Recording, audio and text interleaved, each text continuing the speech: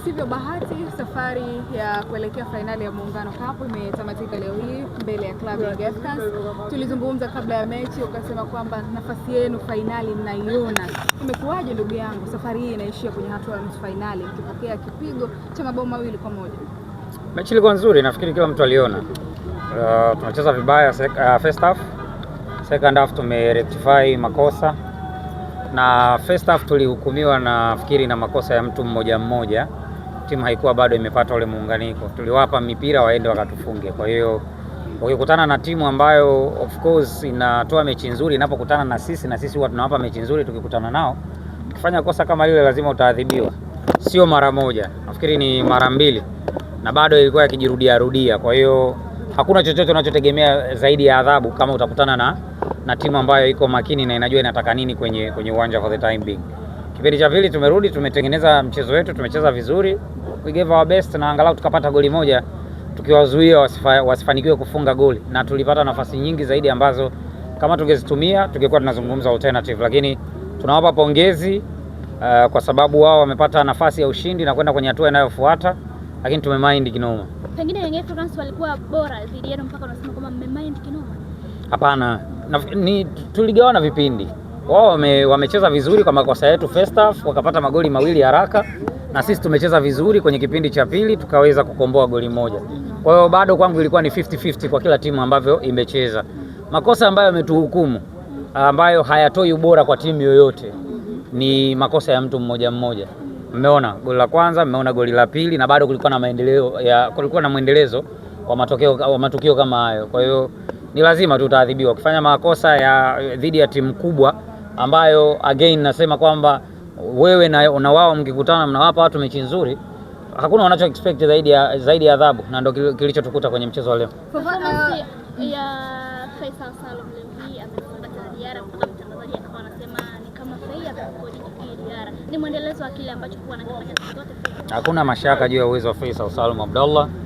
Ni injini, ni gear, ni clutch, ni brake, ni kila kitu kwenye timu yetu, na amekuwa akifanya hivyo na amekuwa akitupa kile ambacho tunataka kukiona kwenye mechi zote ambazo anapewa nafasi.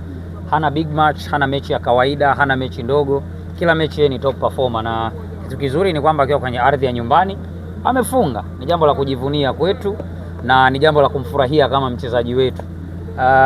Sina hakika sana na idadi ya magoli ambayo ameshafungwa mpaka saizi na Faisal dhidi ya Diarra, lakini inatia moyo, inatia hamasa kuona mchezaji wa kaliba yake kila mechi ya Young Africans anakuwa kwenye wakati mzuri, mechi kubwa anakuwa kwenye wakati mzuri na ana deliver kile ambacho tunaki-expect kama team. So ni ushindi mkubwa kwetu kuona mchezaji wetu nyota anafanya vizuri kwenye mechi kubwa. Makosa ya moja kama ambavyo umezungumza, kuna shabiki nimezungumza naye amemtaja Fofana, amemtaja Diaby, amemtaja pia James Akaminko. Ndio wanaingia kwenye haya makosa ya moja.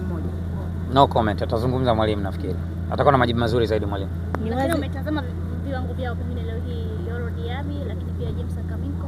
Babangu anapigana ngumi, una expect nikwambie mzee ni mnyonge? Yaani mzee Ibu ameshikana na watu ngumi pale anakunjana, afu na mzee pigwa. Lazima mimi nitakuwa upande wa mzee wangu. Kwa hiyo collectively, kama team tumecheza vizuri, ila tunajua kwamba kuna makosa ya mtu mmoja ambaye ametuhukumu na mwalimu analijua hilo. Kwa hiyo yeye ni mtu bora zaidi kuliaddress. Ni wazi kipindi cha kwanza sehemu ya kiungo kilikatika. I don't know. Mimi sio mtu wa technical zaidi. Yeah. Kwa nini unasema umemind?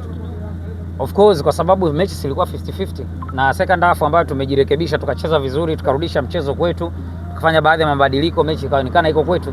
Kuna nafasi ambazo tumezitengeneza ambazo ya kwanza haikuwa goli, ya pili haikuwa goli, ya tatu haikuwa, ya nne ikaja kaza goli kwa Faisal. Baada ya Faisal tumepata nafasi zingine nafikiri 3 hivi, na ambazo tungeweza kuziconvert kuwa nani, kwa hiyo kuwa goli. Kwa hiyo ni kitu ambacho ukiwa ni mtu wa mpira na unajua timu yako ina uwezo gani na quality gani, lazima umind. Hashim, kwa Yanga walivyocheza wachezaji wake, nani alikuwa mwiba leo sana pale wachezaji wa Yanga? Nobody. Wamecheza kama timu yao nzima imecheza vizuri, so ukiwa unapenda mpira, unafuatilia mpira, lazima utajua kwamba team collectively inakupa kitu gani. Kwa mfano, hatuna star sisi wa maana kwenye timu yetu kama Ibenge angeweza kucheza mechi mwenyewe akamaliza. Ndio star mkubwa wa timu Afrika, nje ya Afrika anajulikana. Lakini tungeamua kwamba Ibenge mwenyewe umalize mechi, angeweza kumaliza mechi? Lazima uwe nao wale 11. So kwangu mimi Nafikiri tulicheza na Young Africans, muunganiko wao, namna ambavyo walijituma, tuzuie, tushambulie, tukabe, tucheze, ndio kitu pekee ambacho kilikuwa mwiba leo. Ulizungumza kwamba nitaenda kuulizana maswali kwamba ilikuwaje ikapatikana suluhu pale kwenye uwanja wa Benjamin Mkapa. Watuambie, pengine imefahamika sasa nani ambaye ndiye mbabe? Sidhani kama majibu ya ile sare yamepatikana. Bado kwa sababu timu hizi mbili zimegawana vipindi. Wenzetu wao wamekuwa wazuri zaidi kukitumia kipindi chao kwenye makosa ambayo tumeyafanya. Sisi la kwetu tumelitafuta. Limetafutwa kweli kweli. La kwao ni kama ilidondokea.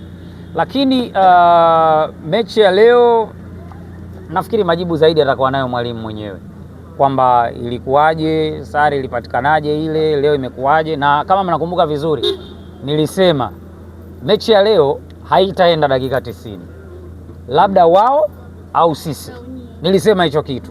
Kwa hiyo ilikuwa open play, ndio maana kilichotokea kimetokea and hatuna mtu ambaye tunamlaumu. Bado mnaendelea kufurahia kukutana na hizi timu. Of course, ili uwe mkubwa lazima ucheze na timu ambazo zinaitwa kubwa. Shukrani. Thank you.